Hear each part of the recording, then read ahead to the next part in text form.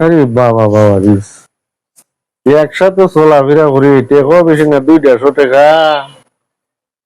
আজকে 2 দিন চলে, সে তো অনুমান তো কইলো না যে তোমার টাকাটা আমার টাই না, তুই দিন বস দেখি। ওই সব ভাই, এটা কালকে যে 200 টাকা দিছিলাম, এই টাকাটা দিলা না আমারে? টাকাটা দেবো কেমনে? টাকাটা তো আমার পকেটে। আরে ভাই, তোমার ফটো তো এটা বুঝছি, টাকাটা তো তোমার আমি দিছি না, টাকাটা তো দিছি একটা অভিনয় করতে, এরপরে তো তুমি আর। আরে ভাই এত কথা দরকার নাই, কখন কিতাব আইন হোক।